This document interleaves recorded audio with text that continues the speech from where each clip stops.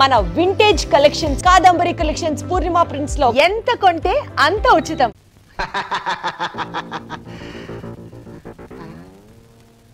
ఇలా చూస్తుందంటే ఈ చిన్నబాబు నా మీద దూకుద్దేమో. 1965లో అక్టోబర్ నెల 2వ తేదీ శోభన్ బాబు నటించిన చిత్రం శుక్రవారం రిలీజ్ అయింది. ఆ చిత్రం పేరేమిటి? పడుగు పన్ను. నాకు అమేజ్ వద్దు బాబోయ్, నాకు అమేజ్ వద్దు బాబోయ్. హాయ్.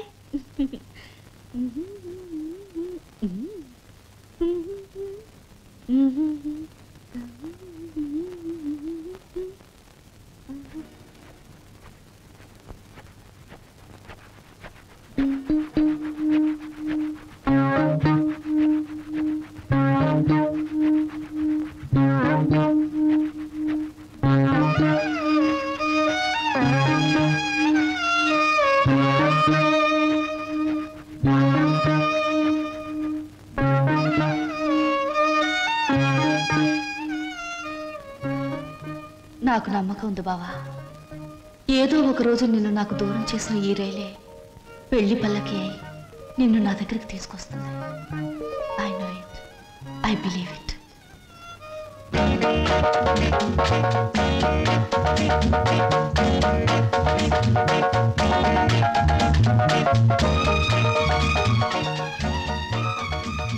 మంచి బాడీ గురు. ఎన్ని రోజుల నుంచి ఎక్సర్సైజ్ చేస్తున్నావు? చాలా రోజుల నుంచి చేస్తున్నా.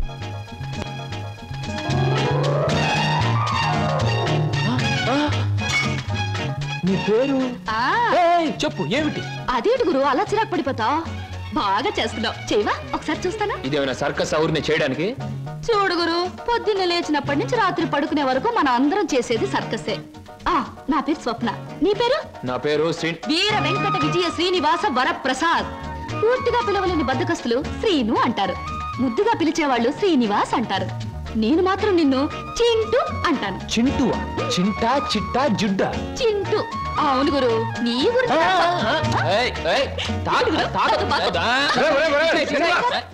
ఆవిడేమన్నా మహమ్మద్ అలీ సిస్టర్ అనుకున్నా ఇలా బాక్సింగ్ చేస్తున్నావు? ఆవిడెవరో తెలుసా? నేను నీ పోర్షన్లో అద్దెకి దిగిందిరా, నువ్వు ఇంట్లో లేవు కదా. ఒరే నీకు విషయం తెలుసా?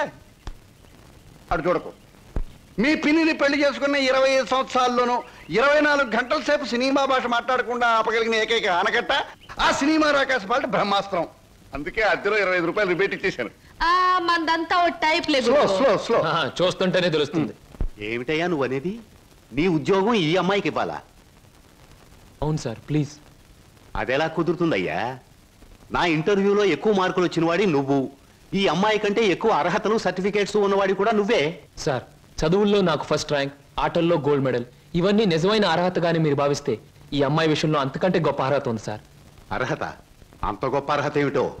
ఈమె ఆడదు సార్, నిస్సహాయమైన ఆడది. ఉద్యోగం లేకపోతే నాకంటే ఎక్కువ బాధలు పడవలసిన ఆడది. ఈ అర్హత చాలదా సార్? మీరు చెప్పిన ఇంటర్వ్యూ పడవ నుంచి నీటిలోకి దూకి చావడం మంచిదన్నది ఆమె పరిస్థితి. ఈదుకొని గట్టుకు చేరగల ధైర్యం నాది. అందుకే సార్, ఈ ఉద్యోగం ఈ అమ్మాయికి ఇచ్చి ఈ ఉన్న పడవ మునిగిపోకుండా చూడండి. ఈ ఉద్యోగం నాకెవడం కన్నా ఆవిడకిస్తే నాకిచ్చినట్టే భావిస్తాను. Good, very good.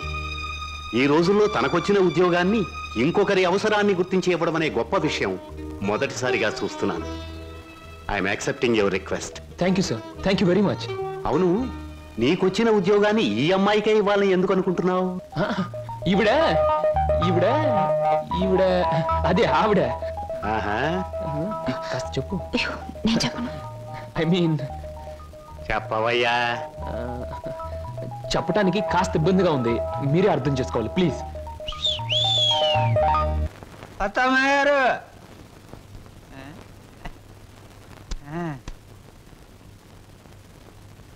ఎవరయ్యా నువ్వు? నా పేరు నిశాచర, మా దేవర సమాచార.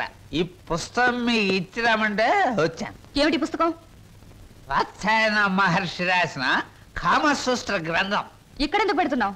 ఇక్కడ పనిచేయడానికి వచ్చిన వాళ్ళకల్లా ఒక్కో పుస్తకాన్ని ఇవ్వడం, వాళ్ళ చేత చదివించడం, పని మానేసి వెళ్ళిపోయేటప్పుడు చివరిన సందా పెట్టి వాళ్ళ చేతి ఇచ్చేయడం మా సమాచారం అలవాటు.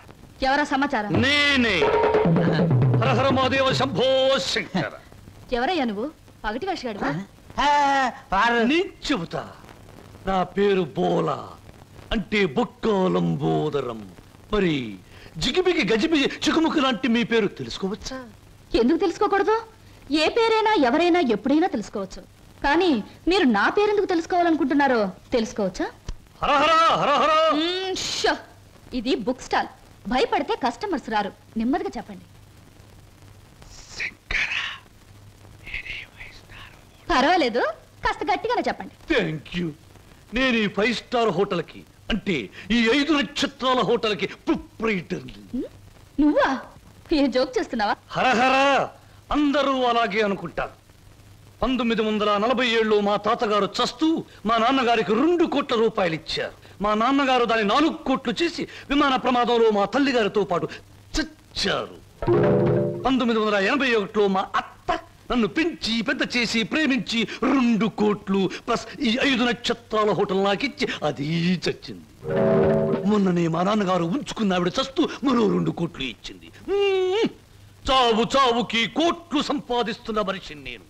ఆ కోట్లు ఏం చెయ్యాలో తోచక చస్తున్న మనిషిని నేను. మరి నువ్వేం తోచక చస్తున్నావో సెలవిస్తావా చిక్కుముకి? ష్యూర్. నా 8 ఏళ్ల వయసులో ఒకడిని బండరాయితో బుర్ర 24 ముక్కల కింద పగలగొట్టాను. ఇప్పటి వరకు 2 ముక్కలు పోలీసు వాళ్ళకు దొరకలేదు. ఆ నేరానికి నన్ను బోస్టన్ స్కూల్ అంటే బాల నెరస్తుల బడిలో 10 ఏళ్ల శిక్ష వేశారు. శంభో శంకర్. ఇంక చెప్పొద్దు. మిమ్మల్ని చూస్తుంటే వీరవరితలు రుద్రమదేవి, ఝాన్సీ లక్ష్మీబాయి లాంటి వాళ్ళు గుర్తొచ్చి నా ఒళ్ళు జలజలరిస్తోంది. నాతో పెట్టుకుంటే అంతేలేండి. ఇంతకు మీరు వచ్చిన పనేమిటి? రండి చెబుతా. నిశాచర ఏం సమస్య? ఆ అమూల్యాన్ని ఆమెకు అందచేయి. ఈ బుక్ స్టాల్ కు వచ్చిన ప్రతి అమ్మాయితో ఈ పుస్తకాన్ని చదివించి డిస్కస్ చేసి డిగ్రీ ఇస్తాను. సర్టిఫికెట్ మీద సంతకం పెడతాను. అలాగే నీతో కూడా. చదివితే పోలా? చూద్దాం.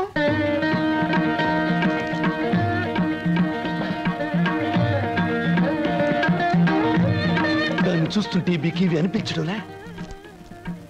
అదోలా ఏదోలా ఏదేదో. ప్రతి దానికి అదోలా ఏదోలా వంకరలు తిరిగిపోతే నీకు నాకు ఏమీ తేడా ఉండదు. నా సంగతి నీకు ముందే చెప్పాను. మీ వాళ్ళు చచ్చాక ఆస్తి రాయడానికి నువ్వైనా ఉన్నావు. నువ్వు చచ్చాక నీ ఆస్తి రాయడానికి నీ వెనక ఎవరూ లేరు. గుర్తుంచుకో. ఇంగ్లీష్ లో చెప్తే బాగుండదు. మర్యాదగా బయటకు వెళ్ళాం. ఇంతకాలం ఈ సీటు కోసం ఎదురు చూస్తే బెడిసి కుట్టింది ఏమిట్రా నిశాచరా? సంతోషించచ్చు దేవరా, చెప్పులతో కొట్టలేదు. దీనికి ఉపశాంతి ఏమిటి? ఉంది దేవరా, ఉంది. ఓ అతి సుకుమార సుందరి మీకోసం ఎదురు చూస్తుంది. ఎక్కడ? మన అతిథి గృహంలో. కొట్టు. ఇక్కడ ఇక్కడ.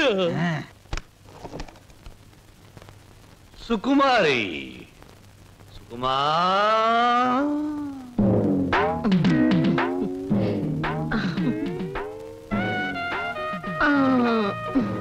మీరేనా సుకుమారి తల్లి గారు?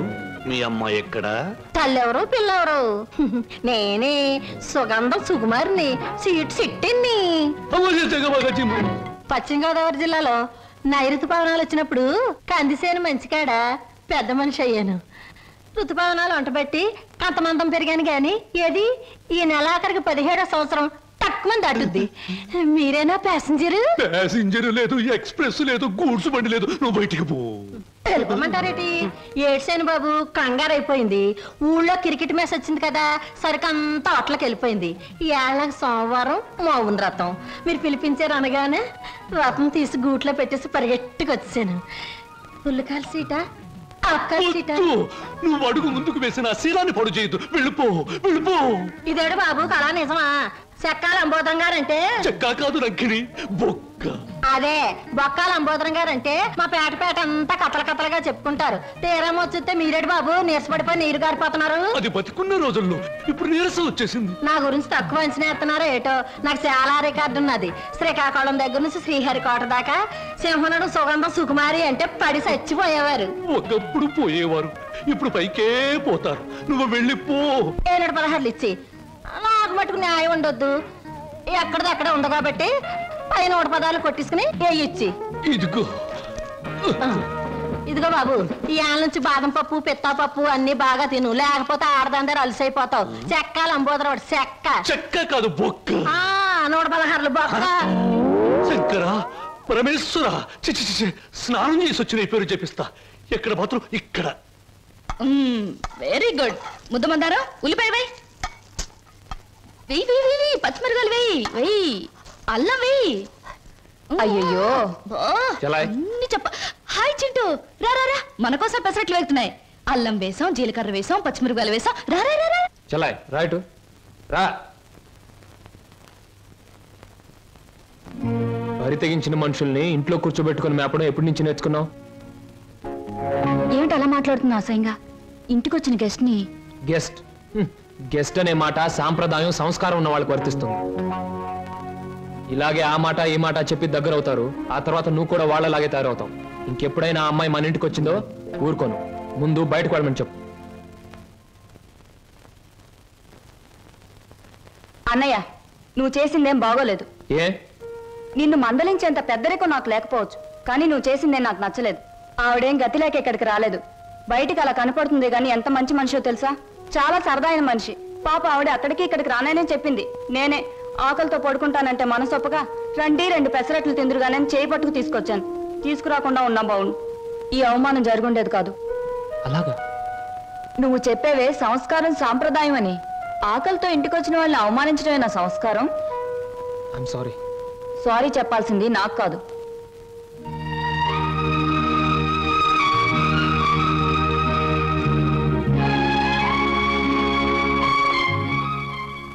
Hello mister Srinu. I'm sorry. Chintu, ఏం నా గదిలోకి వచ్చేసారు? నా తొందరపాటుకు సారీ చెప్పాలని వచ్చాను. క్షణంలో తొందరపడి మరుక్షణంలో సారీ చెప్పినా నేను అంగీకరించడం. ఎందుకో తెలుసా? అపార్థం చేసుకోవడం, మళ్ళీ సారీ చెప్పడం నీ కొత్తేమో గాని నాకేం కొత్త కాదు గురు. ఈ ప్రపంచానికి నేను అర్థం కావడం లేదో, నాకే ఈ ప్రపంచం అర్థం కావడం లేదో. అర్థం కావడం లేదు. నేను నవ్వుతుంటే ఎదుటి వాళ్ళు ఏడుస్తారు. అయ్యో పాపం వాళ్ళు బాధపడుతున్నారు కదా అని నేను ఏడవబోతే వాళ్ళు నన్ను చూసి నవ్వుతారే. నవ్వాలో ఏడవాలో తెలియక నవ్వబోయి ఏడుస్తూ, ఏడవబోయి నవ్వుతూ ఏదో బండి లాగించేస్తున్నాను గురు. నా జీవితంలో మొదటిసారిగా నాకు అర్థం కాని మనిషిని చూస్తున్నాను. కరెక్ట్. నా జీవితంలో మొదటిసారిగా నన్ను అర్థం చేసుకున్న మనిషిని చూస్తున్నాను. థ్యాంక్ గురు. నేను ఎందుకు ఇలా ఉంటాను, ఎందుకు ఇలా మాట్లాడతానో నీకు తెలుసా? పట్టు చీరల్లోనూ లంగావోణీల్లోనూ కనిపించే అమాయకత్వం వైపు మగ కళ్ళు ఆకలిగా చూస్తాయి. ప్యాంటుల్లోనూ షర్టుల్లోనూ బరి తెగించిన మాటల్లోనూ కనబడే కరుగుదనానికి భయపడతాయి. అందుకే గురు ఈ మారువేషం.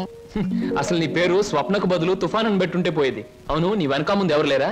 ఎందుకు లేరు? 6 కోట్ల మంది ఆంధ్రులు నా బంధువులు, మిగతా 64 కోట్ల మంది నా స్నేహితులు. అసలు ఈ దేశంలో ఒక్క వ్యక్తి తప్ప మిగతా వాళ్ళందరూ నా సోదరులే గురు. ఎవరా వ్యక్తి?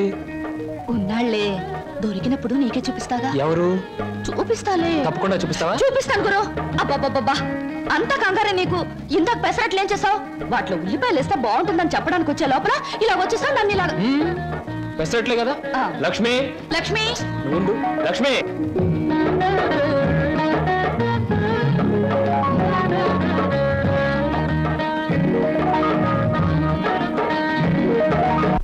ఇప్పుడు నేను ఉద్యోగం చేస్తే నీకు వచ్చిన నష్టం ఏమిటి? ఏ వెధవలు నీకు ఎక్కిస్తున్నారో నాకు బాగా తెలుసు. నడమై, నువ్వు ఉద్యోగం చేయడం వీలేదు అంతే. అలా చెప్పే అధికారం నీకు లేదు. లేదా? ఆహా, లేదు.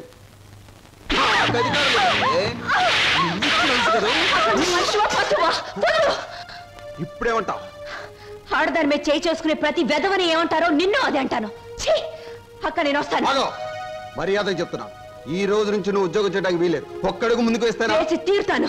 వేసి తీరుస్తావటే? కదిలావా నీ అక్క పోతే కిసాన పాలవుతుంది. అక్కనే చేయకు, నీకు దండం పెడతాను. అక్కనే చేయకు.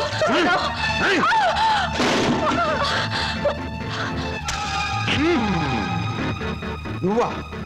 ఎందుకు అయిపోయి నన్ను చేస్తున్నది వెధవ పని గనక, వెధవలు చేసే పని గనక. ఒక పేపర్లు అమ్ముకునే వారితో మాట్లాడాల్సిన అవసరం నాకు లేదు.